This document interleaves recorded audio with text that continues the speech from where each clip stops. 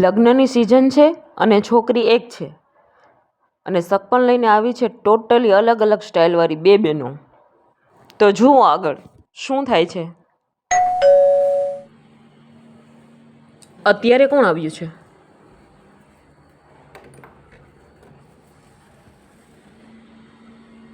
Hello આંટીજી. હા આંટી, હું મુંબઈથી તો કાલે જ આવી છું. મારા ભત્રીજા માટે છોકરી જોવાની હતી ને, તો મને એમ થયું કે આપણે મીરાની જ વાત કરીએ.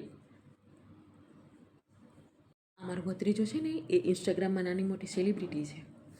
હા, એજ્યુકેશન સંસ્કાર એ બધું તો જોઈએ ને. થોડું ઇંગ્લિશ આવડે છે અને થોડીક ફેશન પણ આવડે છે, તો આપણા માટે પરફેક્ટ જ છે ને. જુઓ, હું તમને ફોટો જ બતાવી દઉં. જુઓ, 1 લાખ ફોલોઅર્સ છે ઇન્સ્ટા પર. વળી પાછું કોણ આવ્યું? રામ રામ બહેનજી, રામ રામ. થેપલા લાવી છું, લ્યો આ ટેસ્ટ કરો પેલા. આ તો એકદમ ઘરેલું લાગે છે. તમને સગપણ બતાવવા આવી છું. મારા ભાઈનો દીકરો છે ને, ટ્રેક્ટર પણ હાંકે છે અને ઘરે બફેલો પણ છે. એને સુંદર છોકરી જોઈએ, રોટલી બનાવતા આવડતી હોય ને એવી. Buffalo tractor? આંટીજી, આ 2025 છે. તું સિટીમાં રહીને આવી છું ને એટલે, બાકી જીવન તો ગામડામાં જ જીવાય, સમજી? પણ મમ્મી, મારે કોઈ પણ સગપણ નથી જોઈતો. હું તો લવ મેરેજ કરવાની છું.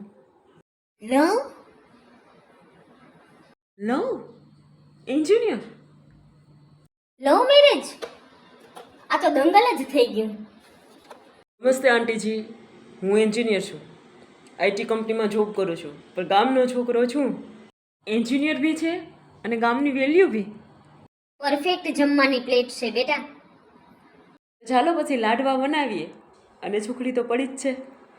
સિટી હોય કે ગામ, સગપણ ત્યારે જ પરફેક્ટ જ્યારે દિલથી સમજાય.